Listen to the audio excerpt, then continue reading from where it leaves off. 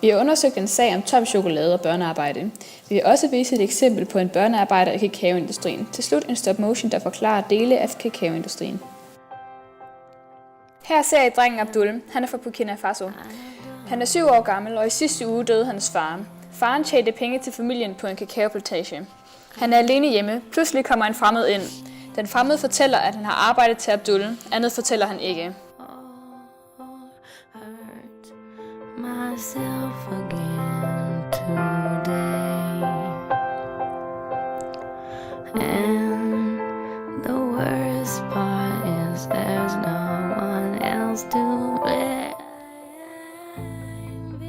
Han tager Abdul med sig hen til en bus, hvor der sidder mange andre børn.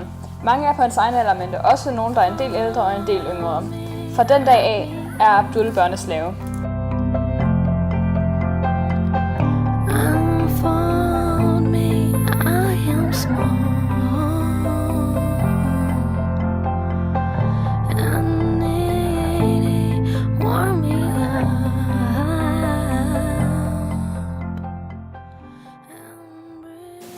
Tre år senere.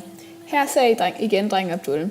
Han er nu 10 år gammel. Han arbejder på en kakaoplantage i Ghana. Han arbejder 11 timer i døgnet 7 dage om ugen og tjener ingen penge til sig selv. Lønnen går til forældrenes gæld. Han er en gældsslave. Det eneste han tjener er mad til sig selv, men han er stadigvæk sulten. Abdul lever under forfærdelige forhold. Han arbejder med en meget farlig gift kaldet pesticider. Den må ikke komme i kontakt med huden. Den er beregnet til planterne, men han har ingen handsker til at beskytte sig mod dem.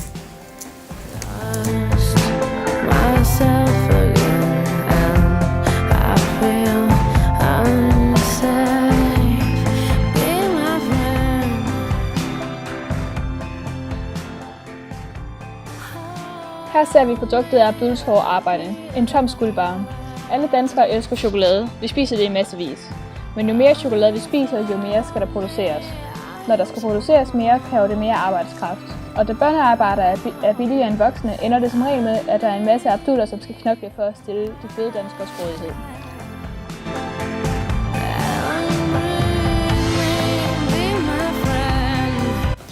Hvad angår vores holdning til Toms, har vi fundet en pdf-fil, som indeholder svar på spørgsmål i forhold til børnearbejde i kakaoplantagen i Ghana, hvor de får deres bønner fra. De siger, at de gør noget godt ved at købe deres bønner, da børnene er med til at skaffe penge til husholdningernes indtægt, og mange skoler er så dårligt lærte, at børnene alligevel ikke kan få en senere uddannelse. Deres holdning er dog, at det er ulovligt børnearbejde, når arbejde afholder barnet for at få en uddannelse. Og de nævner jo, at de henholdsvis var med til at skaffe arbejde, da skolen alligevel ikke var kvalificeret nok, men det løser stadigvæk ikke problemerne.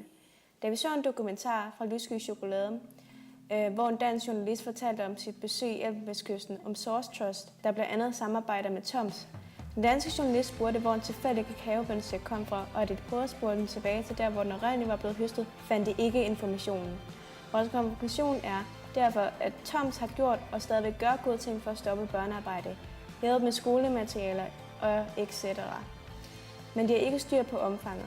Der er stadigvæk mange steder, hvor børnene lever under dårlige forhold med lav løn.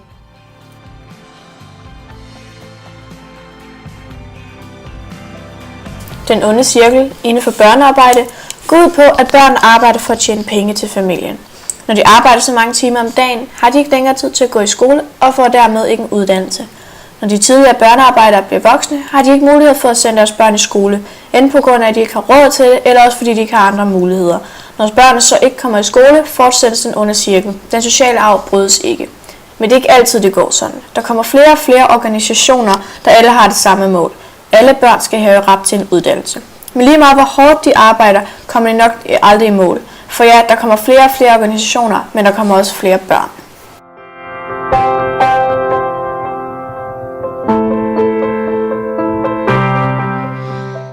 Den måde, du blev hentet på, kaldes trafficking. Trafficking er menneskehandel. Nogle mennesker sælger børn til kakaofarmer eller andet arbejde hos en børneprostitution. De bruger bussystemet i chokoladeindustrien. En bus bliver fyldt med børn i alle aldre, f.eks. 7-14, hvor det bliver smuglet over grænserne til Ghana og Elfenbenskysten, som er de lande, der producerer ca. halvdelen af verdens produktion af kakaobønner. Ikke nok med, at de bruger børnearbejde i de 2 ulande, men de smugler børn fra hele Vestafrika. Børn, som f.eks. bliver sendt af familien for at tjene penge, men ender med aldrig at vende hjem. Eller børn, som vandrer rundt på gaden, forældreløse. Trafficking af børn er ulovligt.